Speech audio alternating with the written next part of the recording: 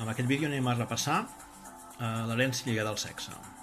Aquest tipus d'herència està relacionada amb tots els al·lels que estan situats en els cromosomes sexuals, tant en l'X com en l'Y. Però principalment ens centrarem en els que estan situats en el cromosoma X, que són els més habituals, ja que el cromosoma és més gran i té més gens. L'Y té molts menys gens i de moment doncs, la funció que té és la determinació del sexe masculí. D'acord? Per tant, per fer aquest tipus de problemes, el que farem és representar l'al·lel amb una lletra i el cromosoma en el qual està.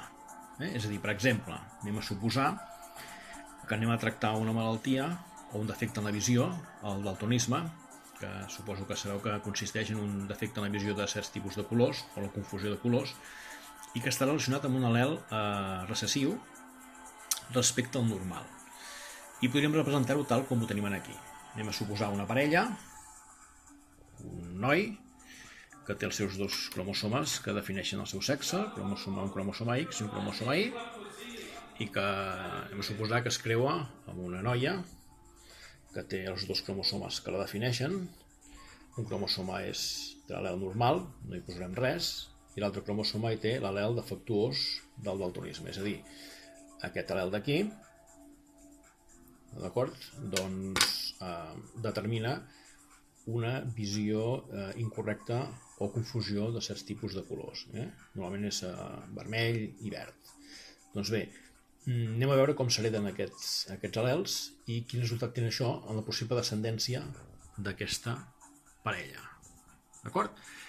Bàsicament el procediment per resoldre aquest tipus de problemes és bastant semblant a l'herència autosòmica, és a dir, aquella herència que està situada en qualsevol dels altres cromosomes que no són els sexuals. I sempre comencem amb el mateix, és a dir, anem a veure el noi, que el tenim aquí, quins tipus de gàmetes diferents pot formar. I veieu com pot formar dos. Un gàmeta tindrà cromosoma X i per tant es formarà un espermatozoide amb el cromosoma X i l'altre Y doncs anirà a parar a l'altre gàmeta diferent del primer, ja que té un cromosoma Y. D'acord? I per tant tenim que el noi pot formar dos tipus de gàmetes. L'X, uns gàmetes amb l'Y, és a dir, espermatozoides amb el cromosoma X, i un gàmeta amb espermatozoides que portaran el cromosoma Y. La noia, mirem, i exactament igual. Veiem que la noia té dos cromosomes, amb una hi té l'al·lel normal i l'altre hi té l'al·lel del daltonisme.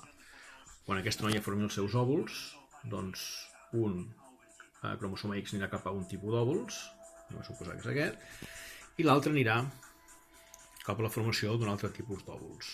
D'acord? Uns òvuls portaran el cromosoma X normal i els altres òvuls portaran el cromosoma X amb l'al·lel defectuós o l'al·lel que determina el daltonisme. Quan aquesta parella vulgui tenir fills, d'acord, en el moment d'unir-se els gàmetes, ho podran fer combinant els masculins amb els femenins. És a dir, si aquest cromosoma X es troba amb aquest òvul que també té una X, el resultat serà un XX. D'acord? Això seria una noia i veieu que no té cap al·lel defectuós, per tant seria una noia amb visió normal. D'acord?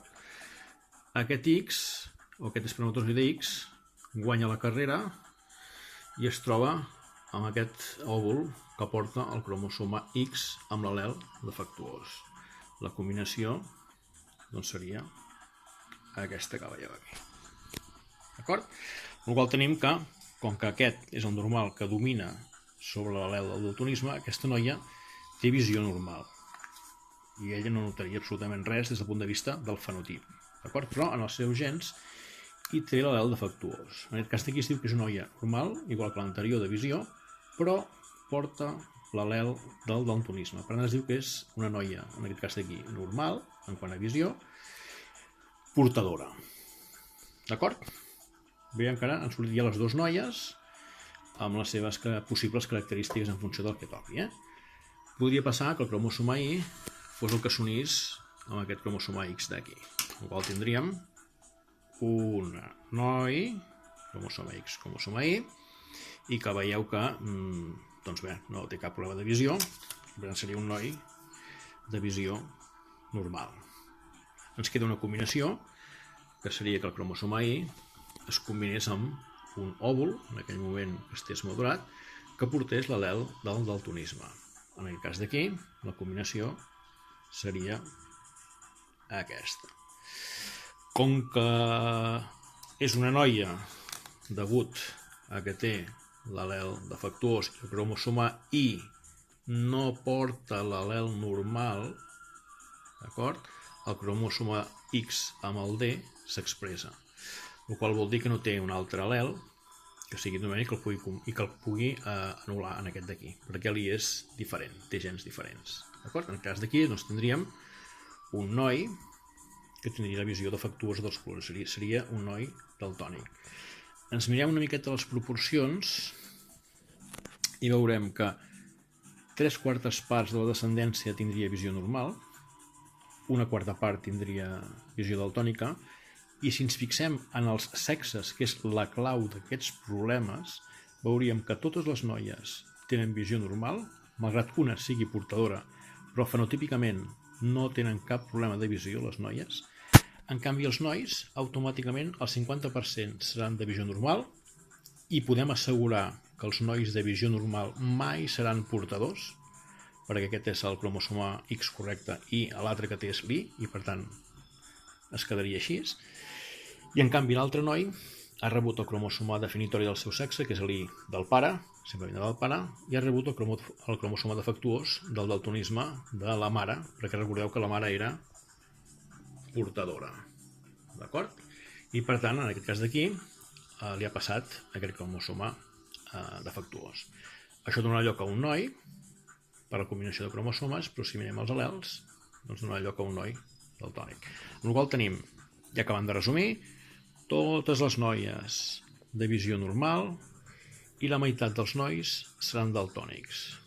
D'acord? Quan hi ha aquest tipus de diferències molt evidents entre la manifestació d'un caràcter entre nois i noies, hem de començar a suposar que el patró d'herència pot estar lligat al sexe. I, per tant, haurem de resoldre els problemes no posant lletres, que també, però posant els cromosomes corresponents a cada un dels sexes, l'X i l'Y en cas d'un noi, l'X i l'X en cas d'una noia, i l'al·lel corresponent al cromosoma defectuós. En el cas d'aquí, aquest cromosoma X de la mare.